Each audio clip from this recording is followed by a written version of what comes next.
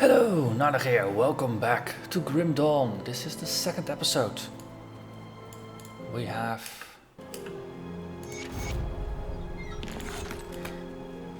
gotten access to more parts of town. Give you a good price on what I've got left.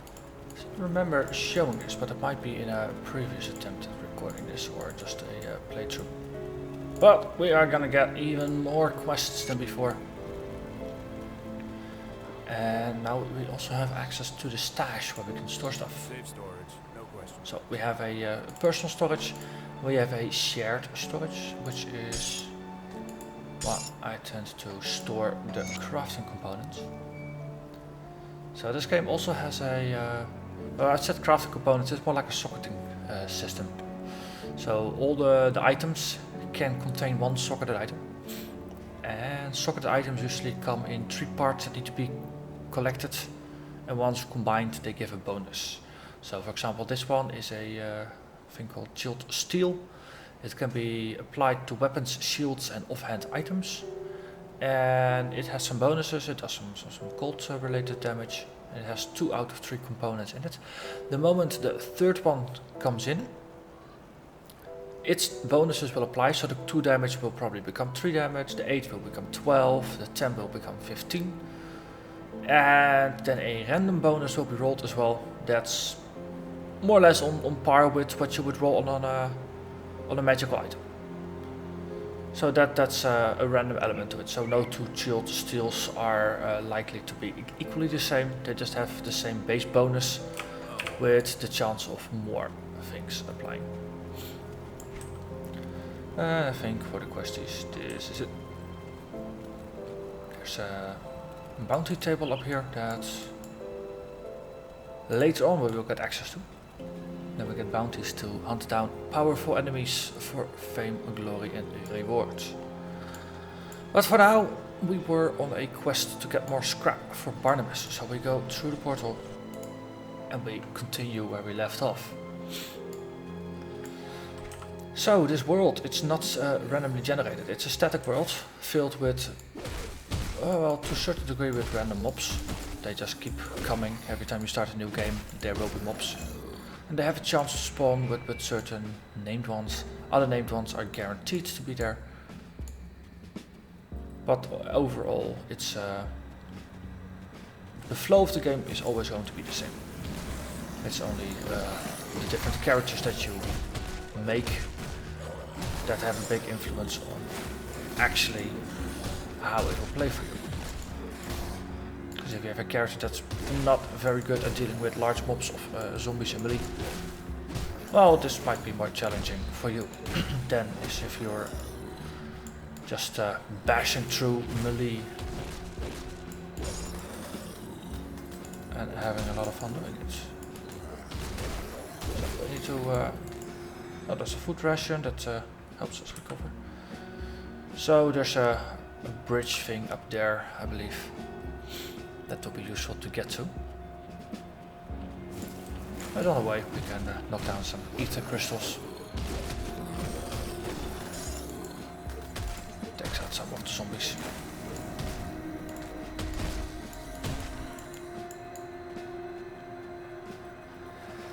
So due to how the game deals with skills, progression might not seem as fast as some other games. For example, in Diablo, you get access to some very flashy moves pretty early. Hey, we have to slay rotten soldiers. Path of Exile, I think you get access to different skills relatively quickly as well. In Grim Dawn, it depends a bit on how you build your character, and if you focus a bit more on progression of your character and getting access to the higher tiers of skills, then you end up underdeveloping your number of skills for a bit. So there's less flashy moves. Right, and I think I wanted there. So let's have a look. Or am I going totally the wrong way?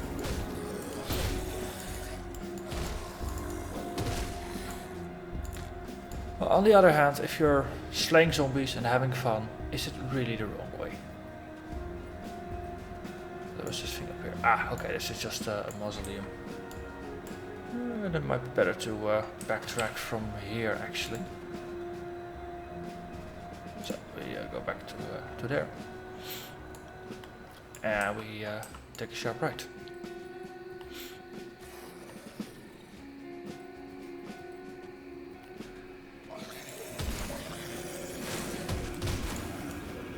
So here, have some more bugs.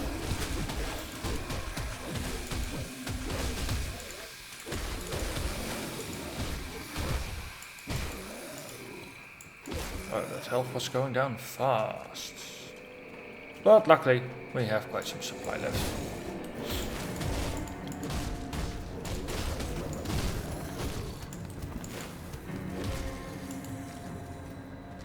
Let's see. It's also an indication that we might need some more defensive points. Some regen, some armor. Good stuff like that that helps you keep you stay alive. Or some attacks that do more life stealing.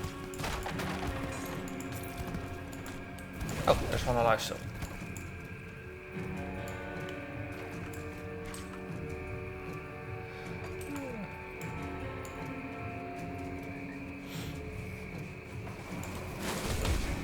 There's a bag up there that's shiny a bit. Might contain something.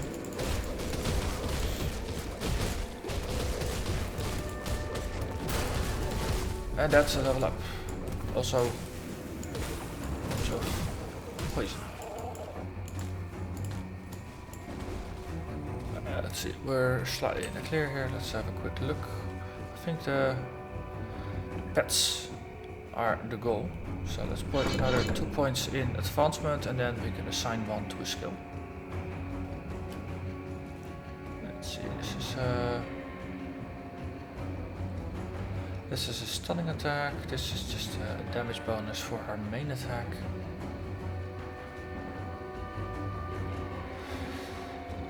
This does bleeding and it also converts attack damage to health, so this helps us stay alive. Also we picked up Grasping Vines and actually did not use it yet. Oh wow, 8 points available. I missed a couple of level ups I think. So, Wind Devils and Briarthorns. We have pets now.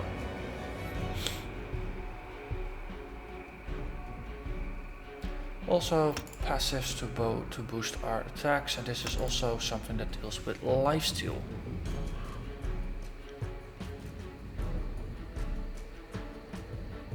So this is an interesting type of skill. It's a passive, because it's a round circle, and it has an 8% chance to be used. That seems to go up with level. And this is how they add melee variety. It's just a chance to be used while using melee attacks, which is pretty cool.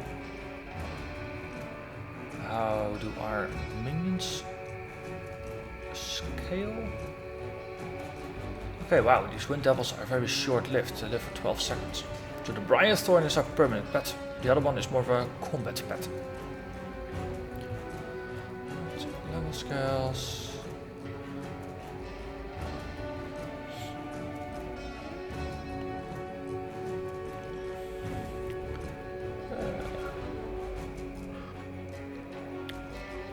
Let's see, we're bashing a lot, so let's actually give this one another point. Then we probably have some more physique points to spend. Yep. Check this. Ooh, 40 armor. That's a nice bonus. And we need more spirit to equip this. That makes sense. That's actually. Just spend some points in there. Actually, just leave this open for fitting purposes. As in, fitting on gear. Okay, so we got a bunch of new skills. Let's have a look. The Grasping Vines, we picked it up last time. We have the Wind Devils. Yes, those are temporary pet. We have the Briarthorn. This is going to be the Briarthorn. That's our permanent pet. And then these Wind Devil things, they last for 12 seconds. But they also have a pretty nasty cooldown.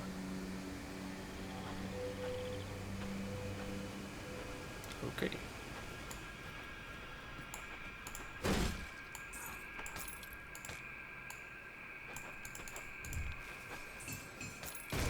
We're being attacked by bugs. Here, have a wind devil. That works pretty decently. Anything in here? Oh. Okay. So we can move further north now. Okay. Have wind devil. And a patch of briars. Okay, so now it starts to get a little flashy.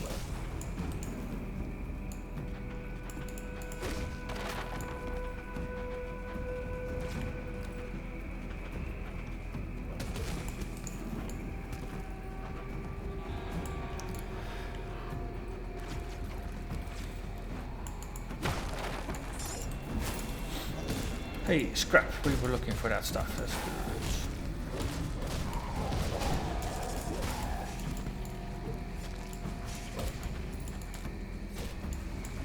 So these wind devils, they really behave like a spell because they don't even have a health bar. And up here you see that our pet also benefits from our regen aura. And we can toggle its defensive mode. So we can set it to either aggressive or defensive or just to normal mode. Aggressive is just going to charge everything, which might not be a bad idea. Then we have something taking the initiative, going after enemies, and we can just support it as the caster, or we can just dive in but be the second one to engage, and hopefully that's going to be a bit easier for us because we don't have to tank as much damage.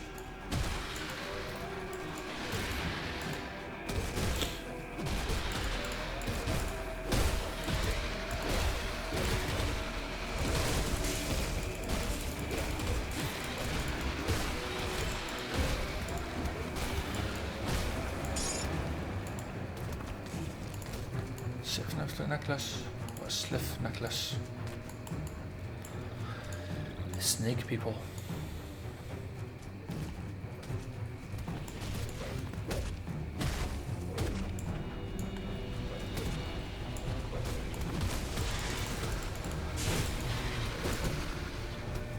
So this feels a lot different than before when I assigned the skill points. 8 skill points, that's just 3 levels of not using skills. That's 3 levels of no stats, 3 levels of no extra bonus skills. And the monsters kept leveling and getting skills, of course. Let's see, there's probably something up there.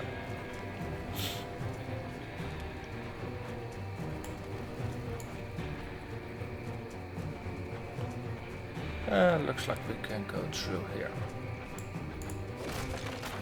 Human remains, and we found a cracked lodestone.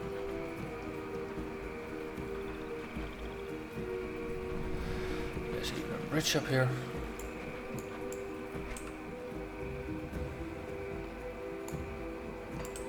So. And the edge of the map indicates there's a rift here.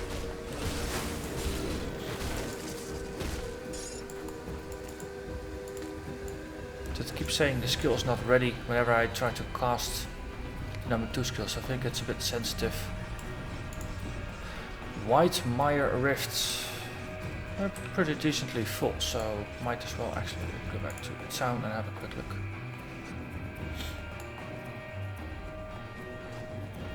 I'll give you a good price on what I've got left. So what we got? This is better. We got the same armor but with more energy regeneration. This is just more armor. That's probably going to be more RGM right now. The other one, it's only 4 points of armor, but there's a lot more regen on it.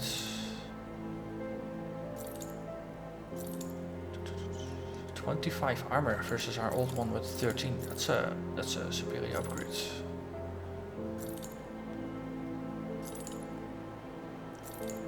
So there's a lot of plain vanilla items that are better than some of the magical items that are only 1 tier lower, which is a nice thing. have a pretty big weapon. Is there? Oh, we have shoulder pads that we don't have equipped. Can we get shoulder pads yet? Yeah, cool. So if we have a look at armor, it actually checks on a per body part basis where you get hit and how much armor is there to negate the damage. So putting on, for say, armor on your legs, it's actually going to help you because you get hit there 20% of the time. So order of importance is going to be chest armor, leg armor, then head and shoulders, and arms and feet are the least important bits. So that's good to remember, that if we have our torso mostly covered, we will be good to go. We got some bonus spirit from there. But for now, let's continue. We can actually have a quick look.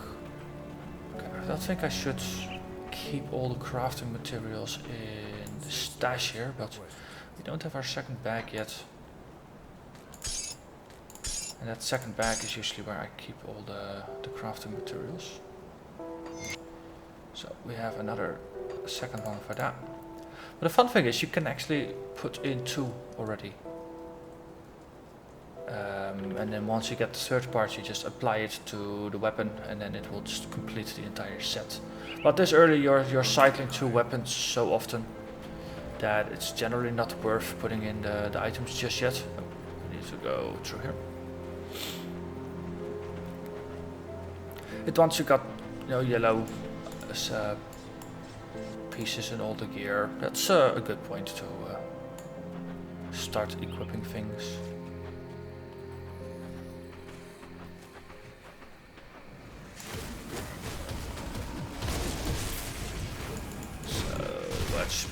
So much pretty colors.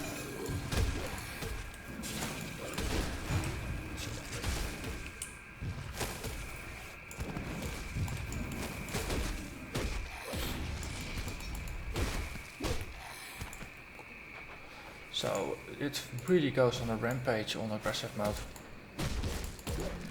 Let's have a look if I go... And I don't see its health bar move, which is also a pretty good thing.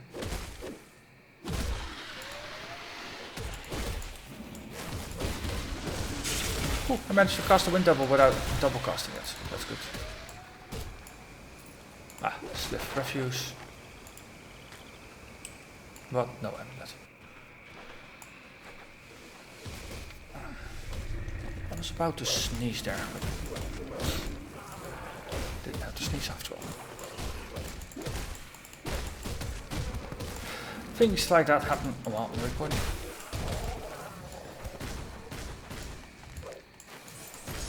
Oh wow. Polished Emerald, Roiling Blood, that's 2 upgrades from 1 stash of loot. That's pretty cool. Anything good? No, it's a one-hander, a gun.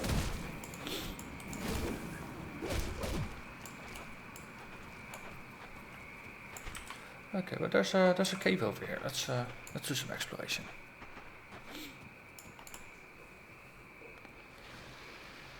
Because there's a couple of nice side events that I've seen here. Okay, so there's Naga everywhere.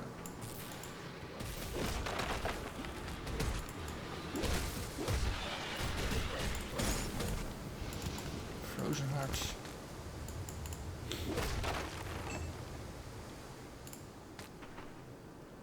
So, there's no highlight all button as far as I'm aware.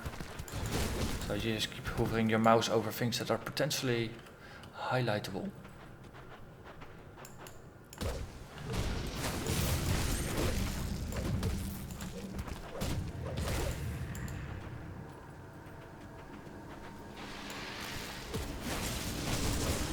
Double cast it again.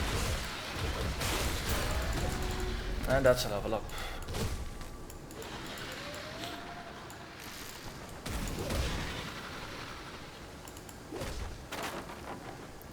let's actually do the level up. So, as before, 2 points in here, and then 1 in upgrade. And this Briarthorn, what's gonna happen if we upgrade it? It's going to be even more badass.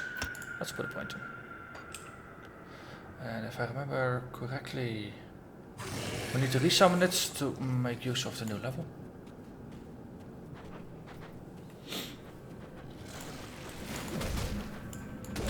At least that was the case in Titan Quest. So I'm assuming similar logic applies. In Titan Quest you could also find shrines that boosted your skill level by 2 points for a minute. So that was always a perfect opportunity to summon all your pets to take advantage of it. Ooh, and there's a lot of loot coming from the altar. Given that this is an improvement of the old Iron Lore engine.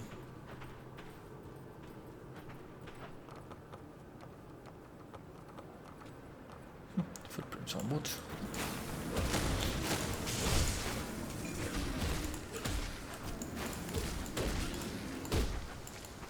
Let's see, a fork in the road. And there is something up here. Ah, it's just the untouched mill. I thought it was the dead person, but they are obviously just dead. And scrap, we need one more.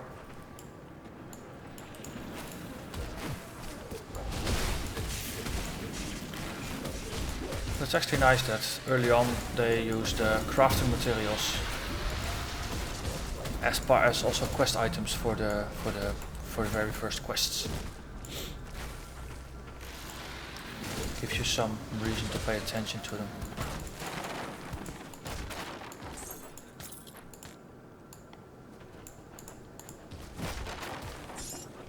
And that's number 5. Yeah.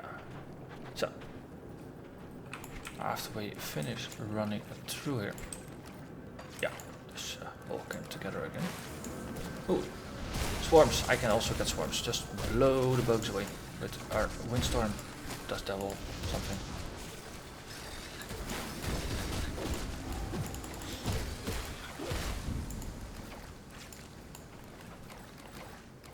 Okay, so the shaman is really on a rampage. I'm liking it. I'm really liking it so far.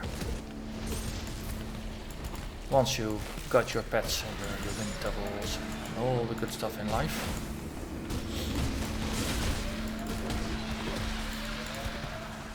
Let's clear up a little bit here before we actually port back to town, and then we hand in our crystals. Let's see what else we can do for the town. I can't carry anymore. Oh no, inventory is full. Let's see if we can do some shuffling. I still like this feature. Just press the button a couple times to shuffle the things, and then you can generally pick up 1 or 2 more items.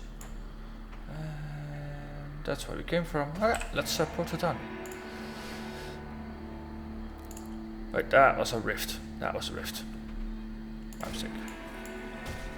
So the screen opened like this, focused on the portal, but here is the actual Devil's Crossing. I've made that mistake more often in the past. Don't think it's a weird mistake to make either. Let's sell our crap first. That's a belt, that's some pistols, that's ooh, 56 armor. I'm approving. This is 40 with bonuses, that's also very good. 38, 24.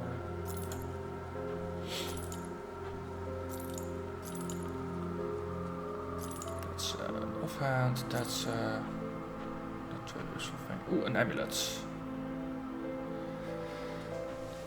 So less damage from ethereals versus 3 points of extra, or 0.3 points of extra energy regeneration. Let's stick with the defensive bonus for now. Let's talk to Mr. Barnabas. Hello. Here's your scrap, sir. Pay attention to the windmill. Boom! And suddenly it's working. Okay, so after fixing his windmill, water comes out and it's a bit icky green.